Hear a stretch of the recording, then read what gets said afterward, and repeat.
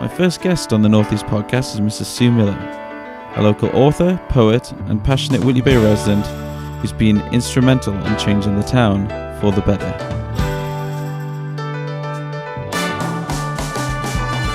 And here we are with author of 2020 Vision, They Didn't See It Coming, and Blind Spot, They Didn't See It Coming either. And the writer of We're Coming Home, the film that we're going to speak about today. And also the title I like to give it, Mrs. Whitley Bay. We're here with Sue Miller. Hello, Sue Miller. How are you doing? Hello, Chris. It's lovely to see you. That's the most embarrassing introduction ever. You ever. But hi. So let's get started. Obviously, since I've come back from traveling I came out in July, I think. God. I read a poem that you did on Facebook about Whitley Bay. Yeah. About, can you tell me more about what it was about and kind of... Okay, well, yeah, it was, I wrote this, I just one day I thought I'm going to write a poem to try to sort of summarise where we've come from in the town. Mm-hmm. I'd been involved obviously with quite a lot of the changes, and I just felt as if we'd really hit a bit of a milestone. We'd had this amazing summer, loads of stuff had happened, and I just felt as if it was time to kind of just put a bit of a marker down and say, you know, we've really changed the way things are now. Mm. So I wrote this little poem, just, I don't know, a dozen lines or so, and sent it off to the News Guardian, to the letters page, and sat back and waited, and nothing happened. And in the end, I just thought, oh, they're obviously just not going to run it. You know, there's loads of other stuff happening. I'm just going to put it up on Facebook because you can. Mm-hmm. And so I did that, and I was really quite gobsmacked by the reaction that it got, because people jumped all over it. They really liked it. It sort of seemed to kind of they recognised the kind of tone of it, which was basically saying, you know, 7 years ago, it was all sort of negative and everybody was moaning and there was just such anger in the town and people were really fed up. And I'd gone to a meeting where I'd been quite shocked by the level of anger about things that weren't happening in the town, or people felt weren't happening in the town. And then it was basically kind of saying we can change it. You know, we're together. Things are moving on. We can move forward. And it got, as I say, got a lot of acknowledgement. And then on the day that the dome was reopened, the Guardian ran it in the letters page. So, of course, I thought, of course, they've just been holding it for that timing, which was great, you know. So that's what, and then you picked up on, you'd seen the poem in the Guardian and got in touch. So, obviously I've just come back from, actually, for those who don't know, I just come back from 18 months traveling abroad. Yeah. I was a bit, personally, I don't know if disenfranchised is the right word, but I was a bit lost, I think, in Whitley Bay, being a 25-year-old creative person in Whitley Bay. I left definitely with a feeling of and especially growing up in that time that you're talking about, the 7 years ago, that was kind of my coming out of university and starting something. I was expecting a lot more of the town, but actually, I think I had to come back to the town, or go away from the town and come back and realize actually what we've got going here is actually pretty a good thing. It's a nice place. The community is very strong here in Whitley Bay, especially when you go around the world. You realize that you know, it's nice to know people all around the town. It's nice to see faces that you regularly see. And so in the same vein, when I read your poem, I thought, actually, that kind of sums up my feeling of coming back home and having a bit of having some positivity about it. And that's when I thought the differences I've seen in the town since I've left, only in 18 months, even. And when we in our We're Coming Home film highlight the dome, the opening of the dome as being this.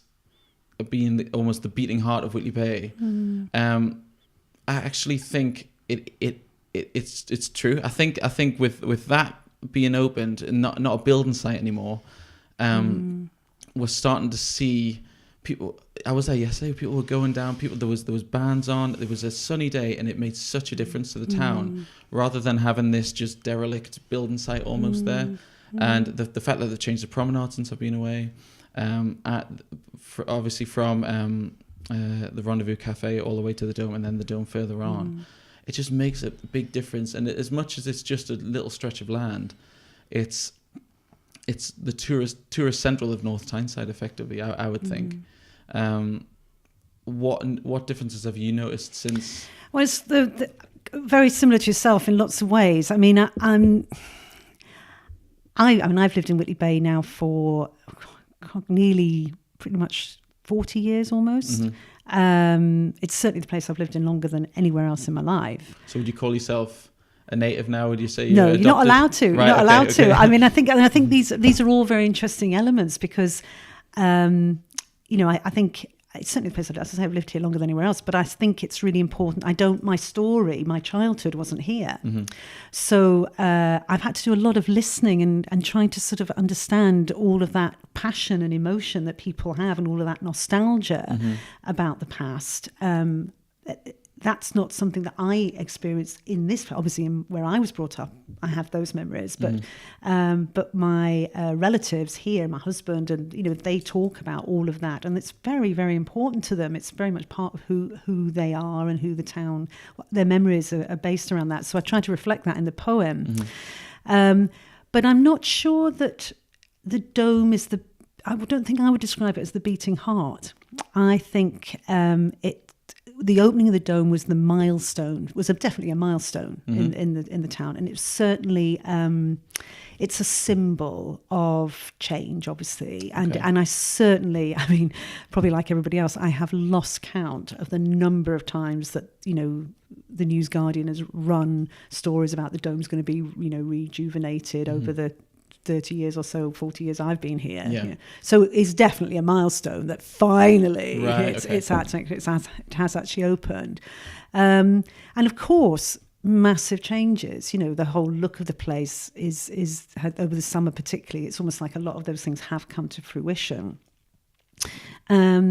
But the foundations, like with any building, it's the foundations that take an awful long time to establish. You see, it seems to take ages for the foundations to be put down, and then the top bit goes up relatively quickly by comparison.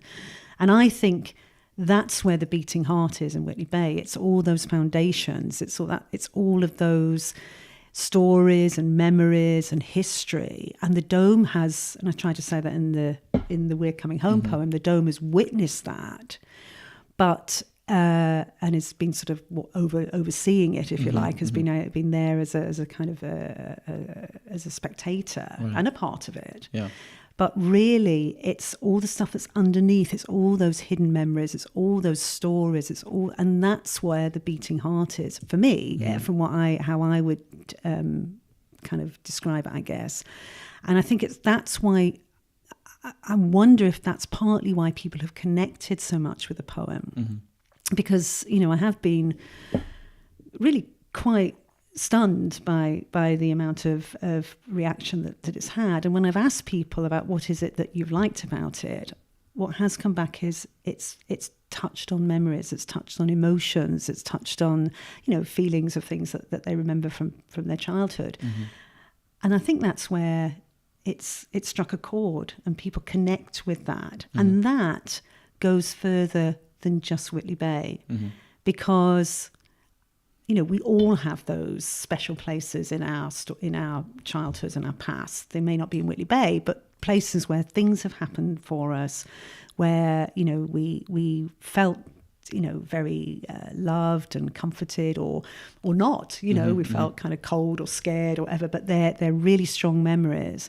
And that's what people have connected with, I think, somehow. And so that's what I think of as the beating heart, really.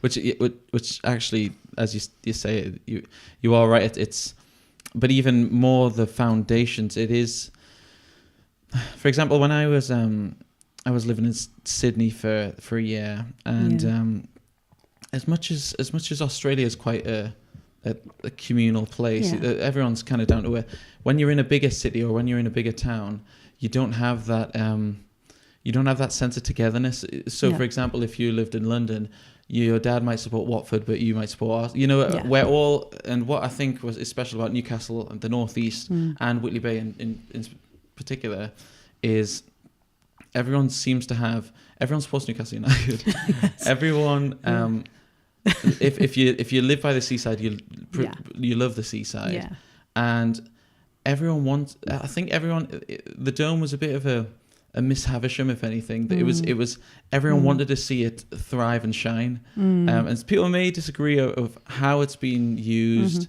how it's been open, but at the end of the day, the fact that it's open and being used is a big deal. So yeah, let's get on. Oh, sorry. Okay, so I just to kind of reinforce that. I think you're absolutely right about big cities. Certainly in London, if you say you're from London, the first thing people say is, which part? Yeah. And each part and district has its own particular identity, and you sometimes you're not too sure when you're moving from one bit to another. You just maybe you suddenly see another Boots or something. You think I must be in another bit of another town, another part of another area. And I think that one of the things that I was a student, I was in Leeds, and one of the things that really attracted me to Leeds when I came from London at 18 was all those things that you talked about. Everybody supported Leeds United. Everybody read the Yorkshire Post. Everybody went to what's now John Lewis. They all went. They were those shops that everybody shopped at, and everybody sort of knew where. And I think that is what happens with Newcastle. Newcastle is, I've always described it as a big village. Right. Okay. That's how I perceive it. It's everybody knows everybody. Which is both a good and a bad thing. I have to say, it's very, you have to, your reputation it's hard to live down if people will recognise you, and that's quite can be. So you have to watch your back a bit. I think sometimes, whereas you can be a lot more anonymous in a big city, which can be quite attractive. Yeah. Especially as you're growing up, because most of us, there's anybody who hasn't got really embarrassing stuff that they would really like to kind of not have to have somebody reminding them of every time they go out in the pubs and clubs. But I certainly think that what you have in Whitley Bay is a kind of a smaller version of that. Obviously, and that thing of lots of people will tell stories of how they were brought up here. They went like yourself. They went away, travelled, or lived in another place. And then they have their own kids or their own family, and they have this story that they want their own children to have that was like their story. And they come back. And they come back partly because they've also got parents who will be grandparents and help with all the childcare. So there's a certain sort of level of sort of practicalities involved. But there is definitely a sense of coming home and wanting to replicate those things which have happened. And I think that Whitley Bay has many of the things that a lot of people would love for their children. Great schools, fab environment in terms of the beach, the outdoors, the parks, the fact that the transport links are fantastic, so that when your kids, as they're growing up and they become teenagers and they want to go out and about, they can jump on the metro or the buses or whatever. They haven't. I mean, they probably will want you to ferry them around the car, but they don't have to. And a lot of connectivity with other places fairly close by. So it's not. Yeah, so I just think there's an easy access out into other places as well, out into the countryside or whatever. So I think it's not surprising that people go, I had a great childhood or I had a great adolescence. And then they go away, they come back, and like you did, they see it through different eyes, and they suddenly go, do you know what? I just took this for granted when I was here. And I've been to all sorts of other places, and my son's exactly the same as you. I mean, he travelled all around the world, came back, and I remember him, sort of walking along somewhere up on one of the beaches and going, I've been to Sydney and I've been to, all these places. And actually, it sounds a bit corny, but there's no place like home. Yeah. But not just because you've got that sentimental attachment and friends and family, but it looks flipping good, And especially at the minute, especially when there's no scaffolding and building sites on. I think I've got to say, you've got to commend whoever's been involved in kind of revamping the coast. You've got the promenade, I think, looks 10 times better. It feels 10 times better. The fact there's a Premier Inn helps. I just think getting onto the We're Coming Home poem, we I think we started the film. As every film starts, you've got kind of where I'm coming from, where you're coming from. We kind of met at this great middle that I really think was strong for the film itself. Because I had this idea. So this is a film I've tried to make, or I've wanted to make ever since I came out of university doing film production there. And I had this idea. Always had this idea of a man sitting at sunrise on Whitley Bay Beach on one of the benches with his dog, and almost murmuring some kind of, not "Thou shalt have a fishy," but that kind of Geordie poem as the sunrise, and having cinematic shots and stuff like that.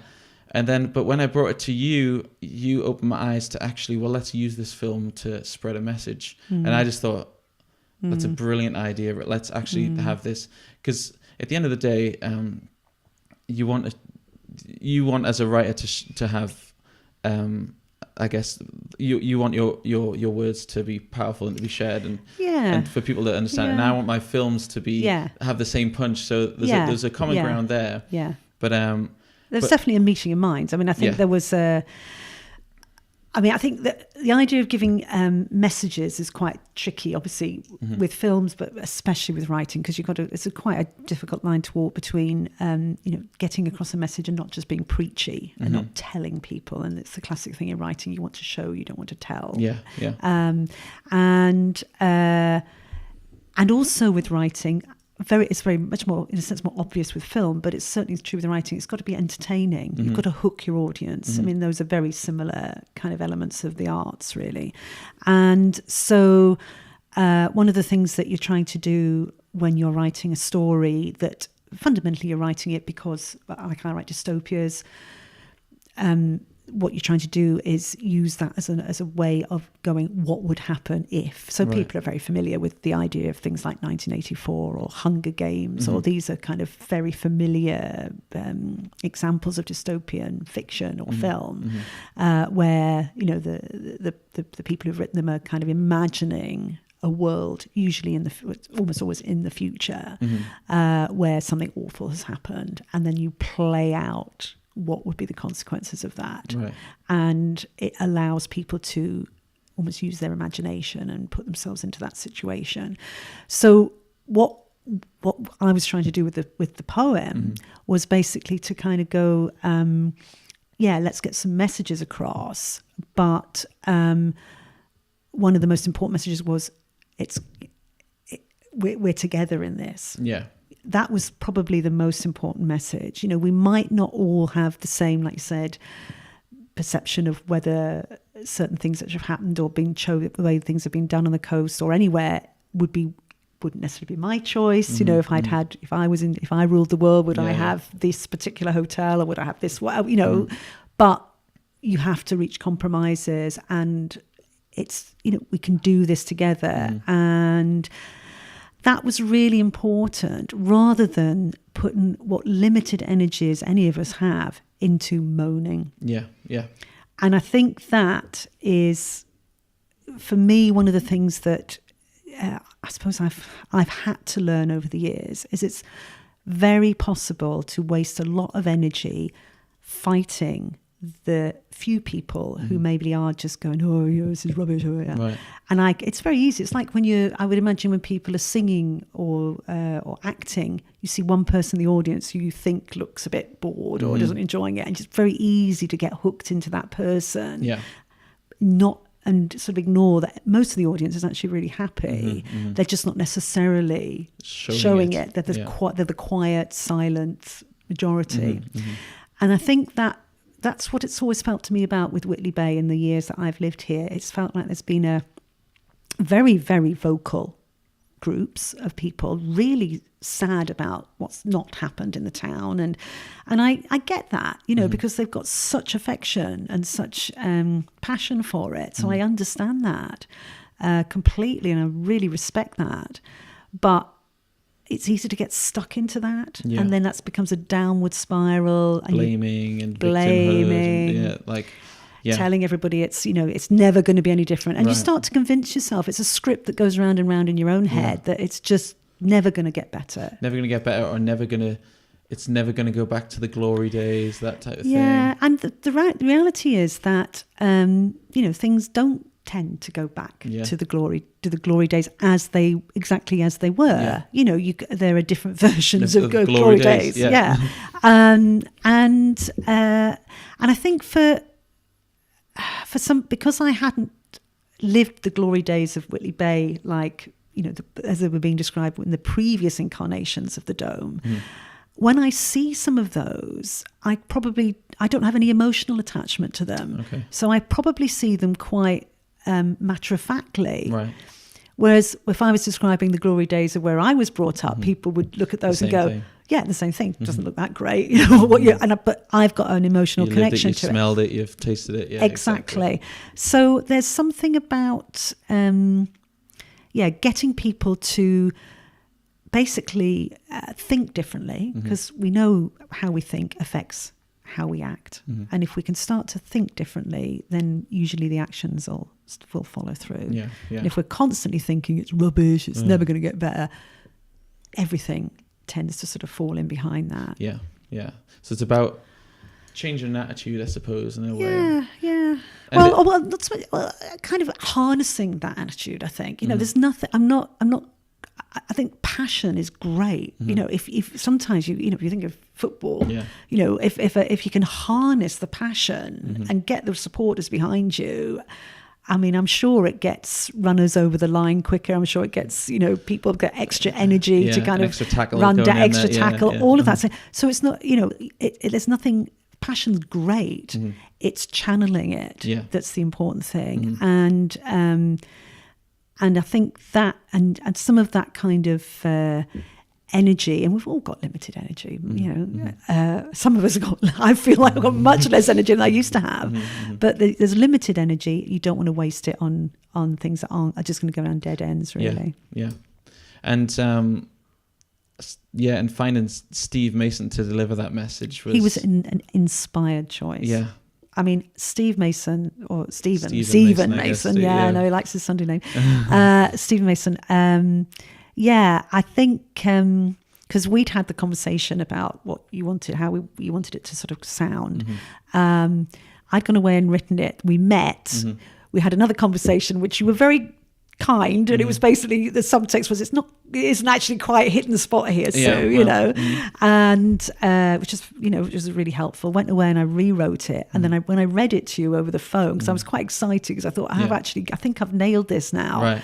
And you instantly said, I know the person who could deliver this, and that was really good. He was a fantastic choice. Well, I think I always still had that old man with the dog on the beach brawn, and I don't know what it is. I think it's the.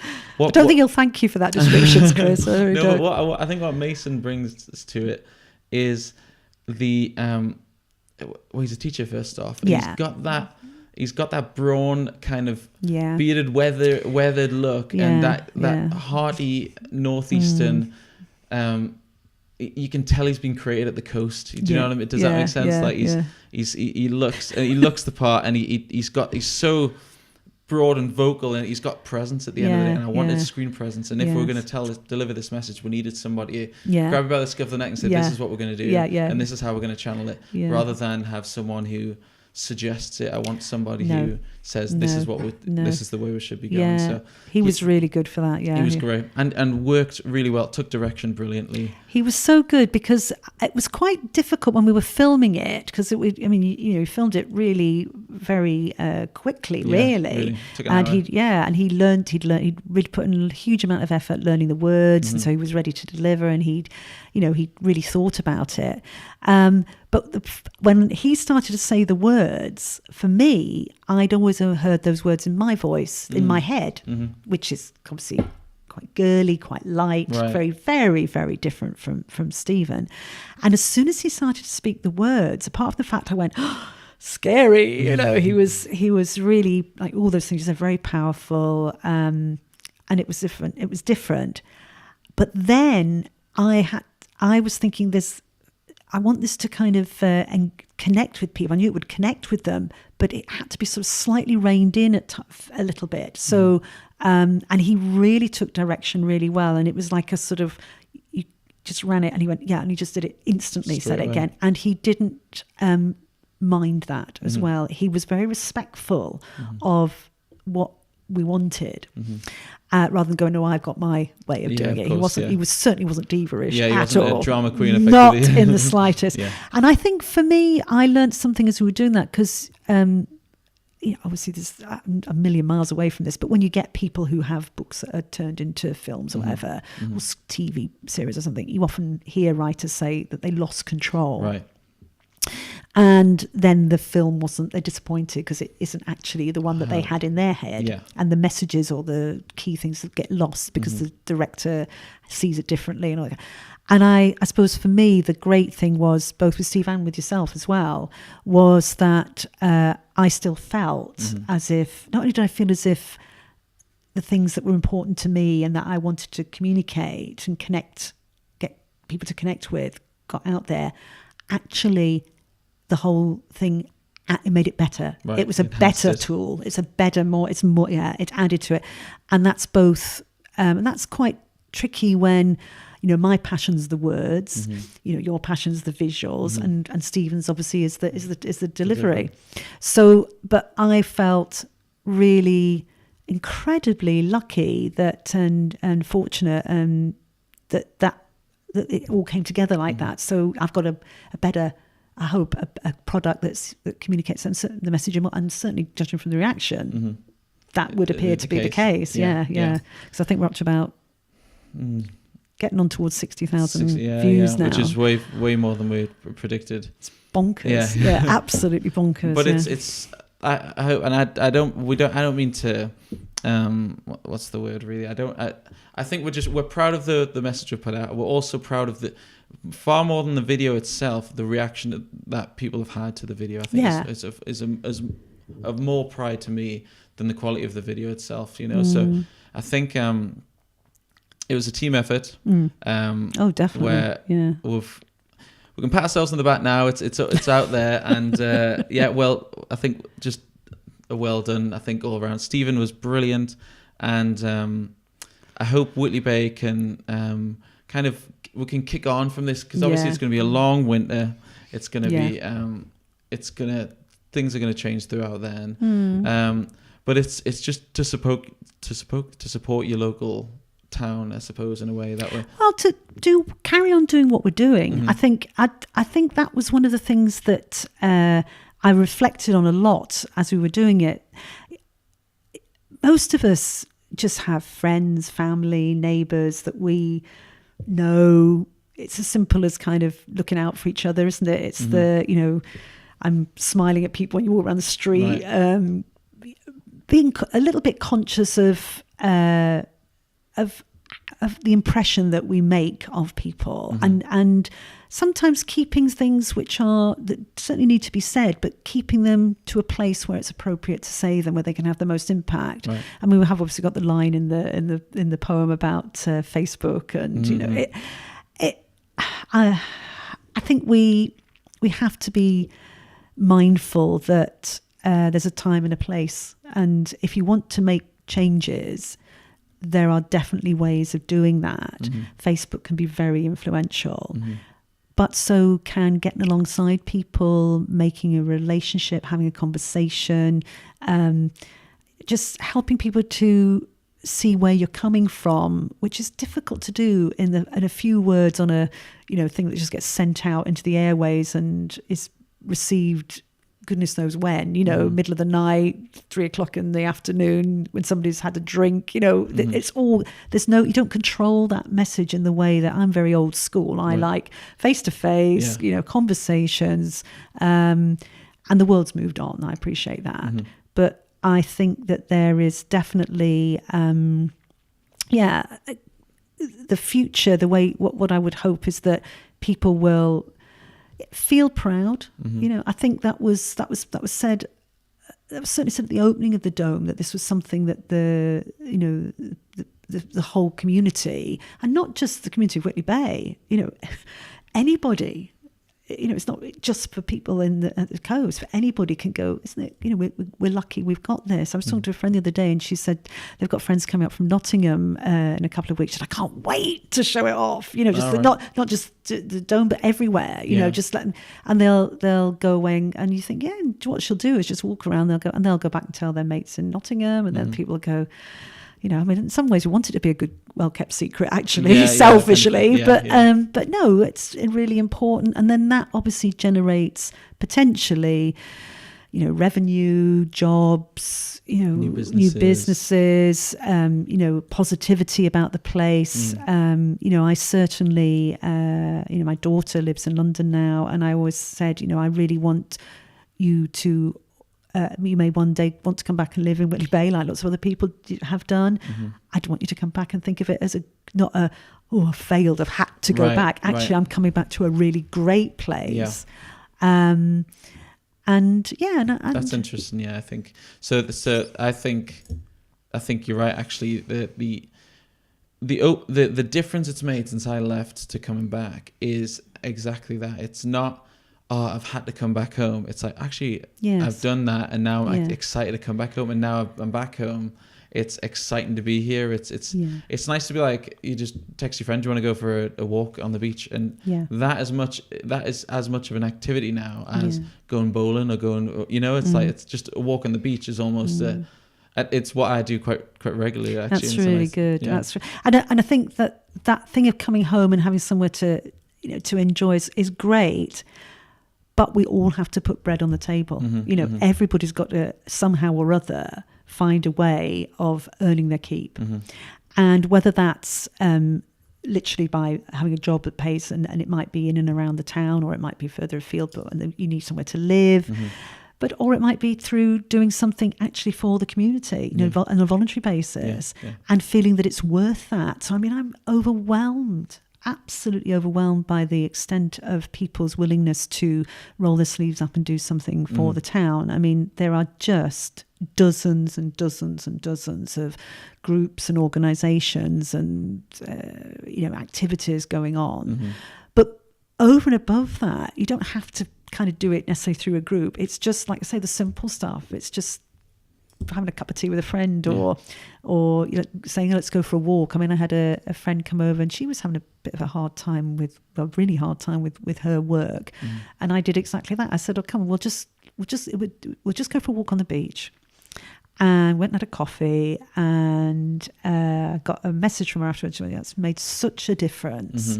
And I, had a great time. It was lovely. And of course, what's not to like? We were strolling along and enjoying the sea, and it was a beautiful, beautiful sunny day. Obviously that does help as well. Of course, yeah. But it was just that feeling of we're recognizing what we've got in the natural environment. We've enhanced it by the changes and everything that's happened. And we're also, in promoting that, and not just kind of taking it for granted, the potential for that to create more industry and economic well-being, for want of a better word, way of describing it, is obviously much better. So that it builds confidence in the area. And I think that's the full package. And it's really hard. When I was working, I did a lot of work in terms of regeneration. And it's really, really difficult, as you can imagine, to get all these places, all these parts in place, the people bits, the building bits, as well as the sort of infrastructure, the housing. It's to get all of those things in place at the same time to improve an area is a really hard trick. It's a really hard trick to pull off. And because sometimes one lot runs ahead of the other, so we can't take our eye off the ball. I think we'd be very, very unwise to take our eye off the ball. I think we've got to be mindful of all of these things. Continue to listen to each other, pay attention to things, be on it, be intolerant of any things which are not taking us in forward. Really important to do that. But enjoy it as well, and be happy and we'll be glad to see a community that's thriving, Yeah. really at all sorts of different levels. And it's healthy in lots of ways, not just physically healthy, but emotionally healthy, mentally healthy, strong, not just strong because it's, the barricades are up and the seawall's being reinforced, but strong because of the relationships and the way that people, I must have said more than hundreds and hundreds of times, we just need places to turn to and people to turn to in those moments of, I don't know how I'm going to move forward with things. And that's what it feels like is happening. As people get to know each other better, they build the trust, they know where to turn, and they can kind of head problems off a little bit sooner rather than just feeling it's never going to get any better. Right. So that feels to me we can't afford to take our eye off the ball. It's been great, but these things we definitely need to keep trying. Yeah, I think so. So that's the good future. Yeah. In your book's 2020 vision, and they didn't see it coming. Yes. These are both set in Whitley Bay, right? Well, they are actually, although it's not named. It's kind of people will recognise that. They'll definitely recognise St Mary's Lighthouse. Okay. And they'll definitely recognise the community travels off to Holy Island, although again it's not named, but people from around here will go, oh, this sounds very familiar. Right, okay. So I did have Whitley Bay very much in my mind particularly when I was writing, both of them actually, yeah. So what's gone wrong here from now till then? Right, well I wrote 2020 Vision first, and that is set about 70 or 80 years in the future, so it's not science fiction at all. Okay. It's very much recognizable, realistic. Yeah. But what's happened is that, as you know, 2020 is the year when all of the Paris climate agreements meant to be coming to fruition, and it's not looking great, right. Basically what's happened is that all of the things that in terms of climate change have happened. The world is in a really desperate state. And there's a small community that's formed on what is in fact Holy Island, which is almost medieval in the way it's functioning, because everything's gone back to, we've got none of the sort of things that we'd expect to see in the modern world. None of the infrastructure's there. And because things are so difficult, only people who can put into the community, in other words, who are physically strong, have energy, can farm and plant and grow and help to develop food and make sure the place is safe, are valued. Right. So it's not good news if you're an old person or a disabled person with a disability or an illness that may not be going to get better. It's a very different world. So those people are basically quietly euthanized or made to feel so bad because they're not committing to the community that their duty is to give themselves up. Right. Okay. So the main character in 2020 Vision is a young woman, Lucy, who you would be Lucy's granddad. Okay, yeah. I would be Lucy's probably great grandmother, but you'd be Lucy's granddad. And she is furious with you because she, in her world, in sort of 80 years' time, her mother has basically said, my duty is not, I'm ill, I can't carry on. So she's basically gone. And Lucy goes, you, granddad, should have seen this coming. You said you loved me, but all of this stuff that we're having to deal with was because of our generation. Yeah, it's perfectly obvious that you just didn't do enough about it. Why didn't you act sooner? Why didn't you do this stuff? And through the magic of the story, she gets to find out about our world. And she realises that actually an awful lot of us are trying to do things to head things up, as of course is happening. But we weren't organised enough. Right. We didn't act quickly enough. Right. We let things get out of control, and she's living the consequences.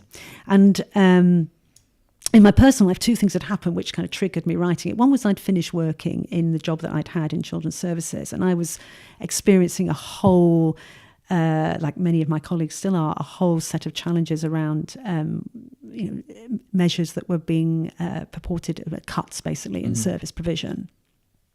And I was very concerned about that because I was working with children and families who I couldn't see any changes. I couldn't see that they'd got any better, but suddenly there were lots of services that weren't there. And Lucy sees that as well. When she comes, she gets to sort of have a window into our world, and she goes, 1 minute there was, because to her, our world looks incredibly well resourced. Right. And she's going, there are all these people who used to kind of go 24/7, going, you could be ill and they would come and help you. And when did that suddenly, who flicked the switch when that suddenly wasn't there? So that was very important to me. So I was really feeling quite angry when I was writing the book. And I think you can tell that in the book. I'm not going to give you any spoilers, but there's lots of people come to a sticky end. Right, okay. Because I was really quite angry. And the other thing that happened was my grandson was born. And I dedicated both books to him. And I think there was a real sense of, what is he going to say when he grows up? Right. What is he going to think when he, what is our legacy? What is the legacy of our generations? And if nothing else, at least he might say, well, they did try, Right. but it was a kind of, so they were quite important things for me. Obviously, they were key things in my life. And so I wrote that, and then fully expected that people would say at the end, because the book ends with a real cliffhanger, and I thought I would get, if I got anything, what happens next? But what actually happened was people went, we want to know what happened before. Ah, okay. So they wanted to know what happened between now and that story started. Okay. So they were more interested in what made the people who were in the story become the kinds of people that they became, what helped them to develop those sorts of values, and what made them become, in some cases, really very, very hard-hearted and if you like, pragmatic, but very, very cut and dried about the future. And so I was on much more secure ground then, because all of my work had been with families and parents, and how upbringing influences how we turn out, as well as our, obviously, genetic makeup, but environment being very important, particularly parenting. So Blind Spot is very much about the families that those people grew up in, and the different ways that they were parented, and there are very different parenting styles being played out there. And, not saying that's the only thing that makes us how we are, but our upbringing does have nurture exactly, does have an influence. So that's what that one's about. So we've effectively got the prequel. second book is a prequel to the that's first right. book. Fantastic. So it's a bit of a sort of wrong way round, really. But the Star Wars. Exactly. Oh, absolutely. I hadn't thought of that. That's exactly. Yeah, of course. Yeah. I mean, it's like you should. I know people often say, people read things and go, I didn't. I realised you were saying this and you actually weren't. People see things in it that you weren't actually intending, and it wasn't planned that way, but that's actually how it worked out. Yeah. And have you had fun writing this, knowing, do you think you could have written this without having this one I've had a lot of, I would say it's been, a lot of fun writing it, and writing both of them. And I think, actually, funnily enough, because with 2020 Vision, I got out of me a lot of my anxieties. I mean, I wrote 2020 Vision before Brexit, before Trump was elected, neither of which I saw coming. I didn't think either of those things would happen. And of course, when they did, in many ways, there are things in it now that you think, whoa, this has actually happened. Right. This is coming true. Okay. Which is very unsettling, actually. So I was incredibly anxious and for myself, because I'd left working where I'd had the opportunity to have I had a lot of resources at my disposal that I could use to make things happen, develop services. Didn't have that at my fingertips anymore because I wasn't in that role anymore. But then when I wrote Blind Spot, I was, I think, in a slightly different place myself anyway, but also it was, I suppose I do fundamentally believe that where we all have our most influence is with our family and our friends and our neighbours. Most of us don't get the opportunities to be, some big influential person. Right. And I don't think that matters. I think, to be honest, if I was to say who's had the most influence on what I am, it's, it's people who've, probably just odd words and little things that they've said to me that have stuck in my head at key times. And so for me, when I was writing Blind Spot, I was trying to kind of reinforce that you know, it's okay, because we all get that thing of, well, what difference can I make? I'm just one person, you know. But I was trying to reinforce the message that actually, you know, as a parent, you certainly have a massive influence, but as a friend or a person who's got neighbours, you can have an influence. A colleague, yeah, absolutely, you can have an influence, and we shouldn't underestimate the potential in all of those little small elements, you know. And so that was quite, and I think so. I think both books are quite hopeful, because it sounds like they are quite dark. 2020 Vision is dark, but they're not slit your wrist books. You know, these are hopeful books, which leave you with a sense of, you know, there are real possibilities. You know, I do believe that, you know, we can be very strong together. But it's having that kind of sense of being focused and being together, and that's what's important. And sharing similar values, and just being prepared to sort of stand up for those sometimes. And so they are. They're not. I've been very pleased. People have not said they're preachy, which I was very relieved about, because you know, it would have been very, very easy to do that. And I'm sure there are points when they are at times, but I haven't had that as feedback. And that was, I wanted it to be entertaining, keep people interested, and as much as anything, just think a bit, you know, and have the conversation. That's why I did them, and that's been the best bit, is the conversations and the opportunities from writing them. Yeah, definitely. Well, if anyone wants a taste of the possible dystopian future, maybe Whitley Bay or maybe even further, where can we get them? Amazon? Yeah, and they are, because I've self-published them. And there's a story between that, because indie publishing, as it is now referred to, I just wanted to get them out. I really value the whole kind of publishing world and the way that the industry gets behind authors. It's fantastic.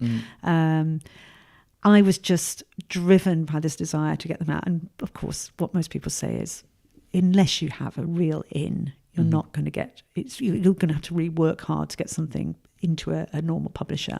So I just thought, I'm just going to get them out there. You know, that's important. That's the most important thing. Once I decided to take them out of the drawer, because, you know, I was quite over it. I don't want to share this with anybody. I'm going to get loads of it.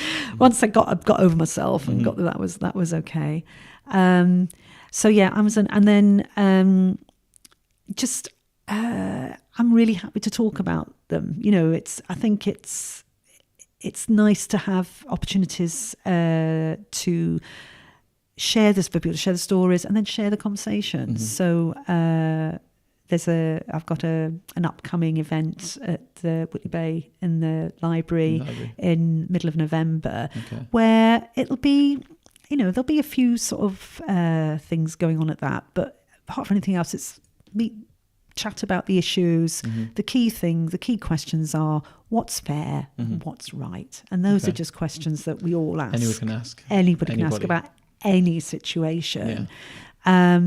So I like the fact that that's happening obviously in the local libraries, because those are spaces where people can engage with story. That's what it's about, isn't it? And so that's November. That's the 15th of November. 15th. Yeah, save the date. Save the date, of course. In the evening. Yeah, absolutely. And if anyone wants them, I'll put a link in the description for make a great stocking filler, I guess, for Christmas coming up. Fantastic. Absolutely. Yes. Thank you, Chris. No problem. And thank you very much again for your collaboration in the last couple of months. Thank you. Thank you very much for hosting us here in your house, in the kitchen. Pleasure. Thanks for the cup of tea, and thanks for being the inaugural guest on the Northeast podcast. I guess we'll end it there, and we'll say great. See you next time. Thank you. Okay, thanks. Thanks, Chris. That's great.